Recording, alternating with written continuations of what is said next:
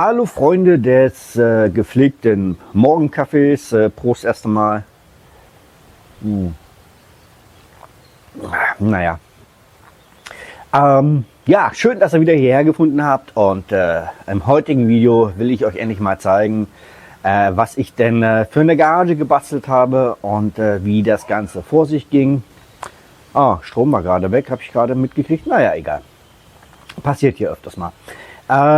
Zurück zur Garage. Also wir haben, ich habe unbedingt eine Garage haben wollen. Zum einen für meinen Anhänger, für mein Auto und für mein Moped. Und ja, warum das Ganze nun? Die Sonne brennt hier wirklich brutal teilweise. Und wenn dann das Auto oder das Moped ständig hier draußen in der Sonne und dann abwechselnd auch im Regen steht, dann ist das sehr schädlich für die ganzen Kunststoffteile dran. Gerade die Sonne, die brennt wirklich, die Plastik zerbrennt sie. Und innerhalb von ein paar Jahren hat man dann ja, ausgeblichene Plastik, wenn sie eingefärbt ist. Oder sie wird spröde und gerade die Scheinwerfer, die werden dann halt so milchig und das ist nicht wirklich lange haltbar und deshalb wollte ich unbedingt eine Garage haben. Zum einen Schutz vor Sonne, zum anderen Schutz vor Regen und vielleicht auch noch ein bisschen Schutz vor den Blicken der Nachbarn. Die müssen nicht unbedingt immer wissen, wann ich da bin, wann ich nicht da bin. Und von daher hat sich das eigentlich angeboten. Ich hatte es, glaube ich, in einem der vorigen Videos schon mal erwähnt. Ich habe ja meinen Container da stehen und an den habe ich an die eine Seite eine Garage gebaut. Perfekte Größe. Ich habe einen 6 Meter langen Container und somit habe ich jetzt auch eine zumindest äußerlich 6 Meter lange Garage. Ihr merkt, es ist ganz schön windig. Ich hoffe, mit dem Mikrofon passt das. Ich habe extra den Puschel wieder drauf gemacht, da oben. Ja, jedenfalls Garage. Nun, ich hatte mich festgelegt, so lang wie der Container ist und etwa 4 Meter Breite innen. Und so haben wir das Ganze dann auch abgesteckt und so wie es hier üblich ist für Paraguayer Häuser größtenteils oder aber auch für irgendwelche Nebengebäude, kleine Hütten oder Depositos, also Lagerräume oder sowas, haben wir dann einen kleinen Graben ringsrum ausgehoben, ich glaube so um die 30, 40 Zentimeter tief und ja, 1,5 Spaten breit, also 20 Zentimeter breit, so ungefähr. Ich weiß es nicht genau. Ich habe nicht nachgemessen. Diese wurden dann mit Natursteinen gefüllt, einfach um da Volumen wieder reinzukriegen und Substanz. Und dann wurden die Hohlräume mit flüssigem Beton gefüllt, also einfach nur Sand und Zement. Das ist sehr flüssig angerührt und dann da reingekippt. Wir haben noch 3 Säulen reingemacht, wo dann später das Dach drauf gesetzt wird. Diese Säulen haben wir separat einbetoniert in Beton mit dem groben Schotter, also da keine Natursteine reingemacht, sondern nur freigelassen und dann Beton gemischt mit grobem Schotter damit verfüllt. Ja, das Ganze natürlich dann antrocknen lassen und dann wurde angefangen da drauf zu mauern und natürlich auch die Säulen zu setzen. Säulen habe ich hier aus Metall. Die senkrechten Säulen sind 100 mal 100 Millimeter und eine Wandstärke von 1,5 bis 2 Millimeter. Ich weiß es nicht ganz genau, so ungefähr. Also nicht wirklich dick, auch nicht wirklich sehr stabil. Aber deshalb haben wir diese Säulen dann später mit Beton gefüllt, also auch wieder dieser Beton mit grobem Schotter gemischt. Aufgefüllt oder eingefüllt damit, dass diese dann auch vernünftige Stabilität haben. Wobei ich nicht genau weiß, ob das so richtig funktioniert, weil die Feuchtigkeit in diesen Säulen, also das Wasser aus dem Beton, das kann ja nicht wirklich richtig gut entweichen. Nach oben hin ist 100 mal 100 eine Öffnung und nach unten hin ist auch Betonöffnung. Ja, naja, egal. Ich habe da schon einige Löcher reinbohren müssen, um dann da was anderes zu befestigen. Und da haben wir dann halt auch gesehen, dass da der Zement immer noch sehr feucht ist drin und ob der dann noch wirklich anzieht, wage ich mal zu bezweifeln. Aber egal, das funktioniert schon. Das sieht auf jeden Fall momentan sehr stabil aus und wird schon funktionieren. Natürlich haben wir dann hochgemauert. Also untenrum haben wir erstmal die einfachen Kommunladrillos genommen, also die Mauersteine gebrannt, recht einfach, billig. Die kosten hier auch nicht die Welt, wobei die habe ich recycelt. Ich hatte ja unten an dem Paraguayer Häuschen, da stand noch so eine alte Toilettenhäuschen. Das war allerdings eingestürzt, zumindest eine Wand davon. Und da haben wir die Steine eingesammelt, sauber gemacht. Die waren nämlich bloß mit Lehm vermörtelt, verputzt. Okay, hat aber doch relativ lange scheinbar gehalten. Und jetzt ist halt, hat der Boden nachgegeben und das ganze Ding ist eingestürzt. Deshalb haben wir da die Steine dann zurückgebaut und gleich recycelt. Ja, und dann natürlich wieder mit den 6 Lochsteinen, die hier sehr gerne verarbeitet werden, haben wir dann hochgemauert. Das Ganze haben wir stehend gemacht, also diese 6 Lochsteine wieder stehend gemacht. Spart eine Menge Zeit, eine Menge Material und Stabilität. Es ist eine Garage, es ist ein Schuppen und mehr ist es nicht. Und von daher hat das alles völlig gereicht. Der Sockel unten, der mit den Kommunladrillos, also den flachen Steinen gemacht wurde, wurde von außen noch verputzt, damit das nicht ganz so scheiße aussieht und damit es nicht ganz so viel Feuchtigkeit zieht, weil diese Steine ziehen nämlich sehr viel Feuchtigkeit. Und von daher ja, wurde da halt noch eine Putzschicht drauf gemacht, wo dann auch wieder ein Mittel drin ist, um Schimmel und Algen vorzubeugen und weiß der Geier was. Ja, innen drinne haben wir dann aufgefüllt mit roter Erde. Die habe ich extra kommen lassen. Einen großen LKW voll habe ich zwar bei Weitem nicht gebraucht dafür, war mir auch von vornherein klar, aber ich brauche ja eh noch die rote Erde hier, um so ein bisschen meine ganzen Rinnen und Fahrspuren und ähnliches aufzufüllen. Oh, jetzt muss ich gleich Päuschen machen, die Penny kommt angerannt. Na Mäuschen, na, ja. So, zurück zum Thema. In der Garage drin haben wir rote Erde aufgefüllt, damit das Ganze ein vernünftiges Niveau hat, eine vernünftige Höhe. Und da es nach hinten hin, also von der Einfahrt nach hinten hin leicht abschüssig war, haben wir das Ganze ein bisschen mehr aufgefüllt und jetzt das Niveau, also ein leichtes Gefälle gemacht zur Ausfahrt hin, damit falls da irgendwie Wasser reinkommt, zum Beispiel, weil ich im Regen nach Hause komme mit dem Auto, dass das dann in Ruhe rauslaufen kann. Kein starkes Gefälle, sondern nur ein ganz minimales.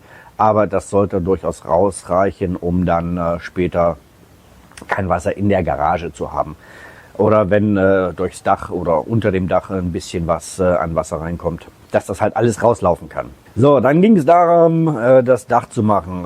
Ich hatte mir dann natürlich überlegen müssen, woraus mache ich das Dach, und bin dann schnell dazu gekommen, Metallstreben und Chopper, also dieses Wellblechdach da drauf, weil es die einfachste und kostengünstigste, pflegeleichteste Variante ist, um das Dach zu decken.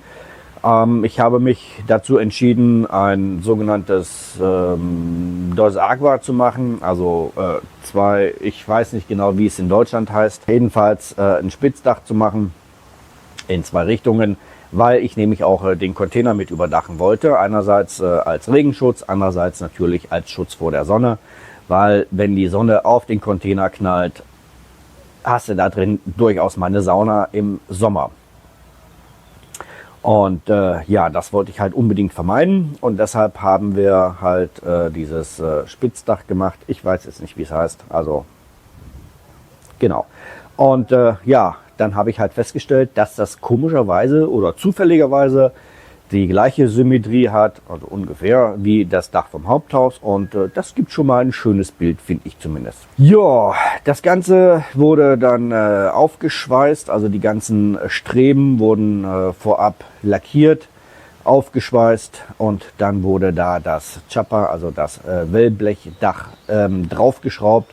Und zwar mit selbstschneidenden Schrauben, mit Gummidichtung dran. Ja, die gibt es hier auch zu kaufen und die sind auch gar nicht mal so scheiße, wenn man weiß, wie man sie zu verarbeiten hat. Und ja, das ging dann halt auch relativ gut vorab.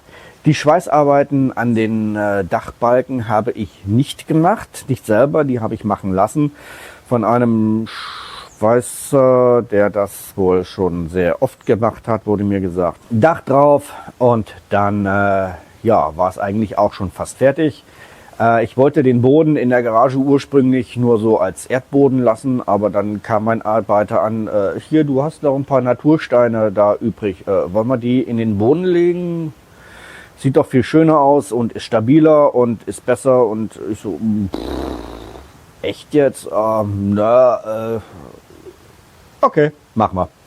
Gut, also haben wir dann geguckt, was wir noch brauchen, haben noch ein bisschen Material nachbestellt. Die Natursteine waren hier von der Terrasse übrig, diese Randsteine. Die wollten meine damaligen Bauarbeiter, mein Architekt, wie auch immer, wollten die halt auf den Müll schmeißen, haben schon angefangen, die auf dem LKW zu laden. Ich so, was macht er damit auf die nächste Baustelle? Nö, ist Müll, kommt weg. Ich so, nee, nix, liegen lassen, meine.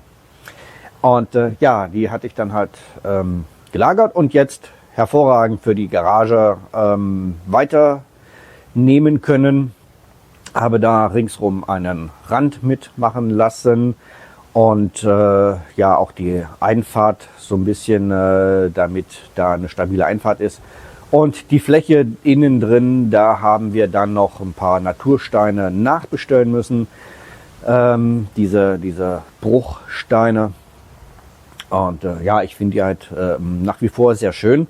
Hatten mal ausgerechnet, wie viel brauchen wir, sind auf 18 Quadratmeter gekommen.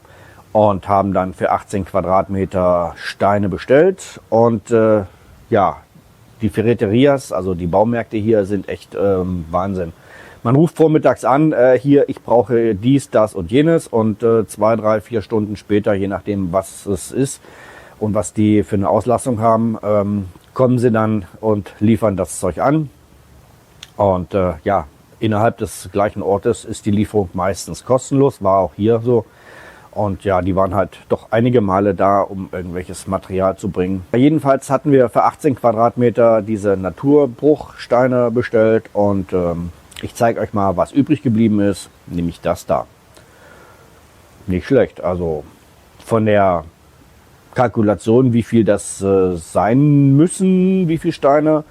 Und natürlich auch ja, vom Verlegen her, was ja auch so ein kleines Puzzlespiel ist. Respekt, das hat echt alles super geklappt.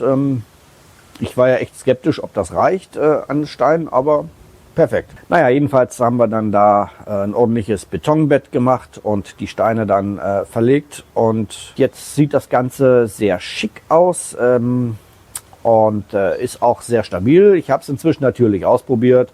Auto steht drin, Anhänger steht drin, Moped steht drin und eine kleine Werkstatt habe ich mir da auch noch drin eingerichtet. Also Werkbänke drin oder eine Werkbank und das zeige ich euch aber im nächsten Video. Tja, dann hieß es halt nur noch Tor machen. Und ich muss sagen, das war echt eins meiner größten Probleme. Ich hätte mir durchaus ein Tor bestellen können, kaufen können, so ein ähnliches Tor, wie es auch in Deutschland üblich ist. Die gibt es hier inzwischen auch zu kaufen. Ich hätte ein Tor auf Rollen machen können, so ein Schiebetor, was aber extrem unpraktisch gewesen wäre in meiner Situation. Also habe ich mich dazu entschieden, ein zweiflügeliges Tor zu machen. Und zwar 2 unterschiedlich große Flügel. Die linke Seite habe ich so groß gemacht, dass ich da genau ein Chapa, also ein Wellblech in die Tür reinbekomme. Und dann noch den Rahmen ringsrum. Und dadurch ist das Ganze jetzt ungefähr 1 Meter breit. Und 1 Meter ist auch ungefähr die Breite, die ich benötige, um gemütlich und sicher mit dem Moped da reinfahren zu können. Das war nämlich der Hintergrund der ganzen Geschichte.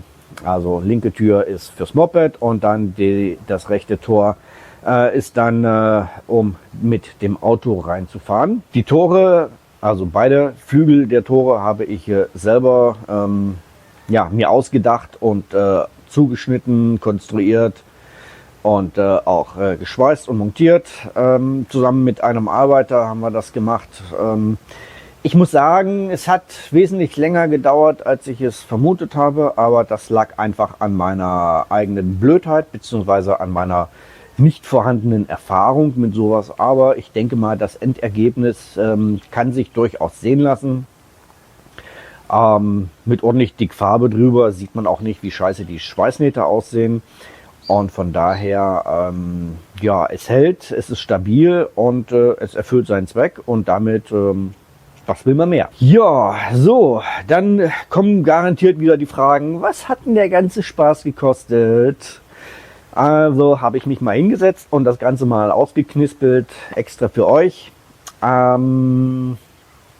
Bauzeit, alles in allem, Pi mal Daumen, ungefähr 4 Wochen, wobei die letzte Woche eigentlich nur noch das Tor war, was ich ja selber mit einem Arbeiter gemacht habe. Und mit 2 Leuten. Eine Woche lang war auch ein Schweißer da und zu den 2 Leuten war ich noch mit dabei. Allerdings hatte ich eher so die Hilfsarbeiten, wenn überhaupt. Ich konnte nicht wirklich so viel machen, weil die beiden waren ein eingespieltes Team und dann konnte ich mich nicht großartig mit dazwischen zwängen. Und paar leichte Hilfsarbeiten habe ich dann gemacht und deshalb zähle ich mich nicht wirklich so dazu, außer dann später natürlich das Tor. Also 2 bis 3 Leute, wobei der eine ja nur eine Woche da war. Dieses waren dann Personalkosten von insgesamt ungefähr 5,2 Millionen, was etwa 640 Euro sind. Und dazu kommen 2,4 Millionen, etwa 290 Euro für die Baumaterialien des Mauerns, also Zement, Steine, bisschen Erde. Und den Sand hatte ich ja noch von meinem Hausbau übrig gehabt, wobei ich sagen muss, da waren dann Milo und Penny nicht wirklich so glücklich, dass wir den Sandhaufen ganz schön abgetragen haben. Naja, aber sie waren dann glücklicher, als dann der Erdhaufen da war, weil der ist nämlich höher und liegt jetzt strategisch besser. Dann können sie da drauf liegen und haben eine wunderschöne Rundumsicht und genießen das jetzt auch. Und der teuerste Posten bei der ganzen Geschichte war alles, was mit Metall zu tun hatte. Das waren dann insgesamt ungefähr 5,5 Millionen für sämtliche Metallträger, die Wellbleche, Schrauben, Farben, Lacke und Verbindungen für das Tor. Also 5,5 Millionen, etwa 670 Euro. Und das Ganze kommt dann auf ungefähr 13 Millionen und das sind dann ungefähr 1600 Euro. Es ist eine ganze Menge, muss ich zugeben. Es ist auch wesentlich mehr, als ich ursprünglich veranschlagt hatte. Aber es ist dafür auch wesentlich schöner, stabiler, komfortabler, als ich es ursprünglich vorhatte. Aber alles in allem, denke ich mal, habe ich damit jetzt eine solide Garage. Und wenn ich mir überlege, ich hätte mir so ein Tor, so ein Faltrolltor kaufen können für die Garage. Das kostet hier momentan, wird es verbreitet für wahnsinnige 16 Millionen. Da sind mal eben 2000 Euro für einfach nur so ein Garagentor. Ich werde es mal hier einblenden. Die haben doch einen an der Waffel. Und ja, für das Geld habe ich die komplette Garage gekriegt. Wobei ich sagen muss, Das Metall ist hier halt relativ teuer bei einer echt beschissenen, dünnen Qualität. Aber gut, man nimmt, was man kriegt, ne wahr? So, das soll es zum Thema Garage gewesen sein. Im nächsten Video zeige ich euch, warum mein Container jetzt aussieht wie eine bunte Kuh. Und ja, deshalb will ich jetzt auch gleich anfangen, den zu streichen, damit das nicht mehr ganz so scheiße aussieht, bevor es hier wieder so warm wird, weil wir haben ja den tiefsten Winter und die haben für heute schon wieder über 30 Grad angesagt. Morgen noch mal wärmer. Deshalb will ich jetzt ein bisschen Gas geben, Container streichen, bevor es so warm wird, weil wenn es so heiß ist, streiche ich nicht gerne. Ist nicht gut für die Farbe, ist nicht gut für den Maler und von daher, ja, gut. So, aber wie immer jetzt hier, vielen Dank für das Interesse und tschüss, bis zum nächsten Mal. Euer Nico aus Paraguay.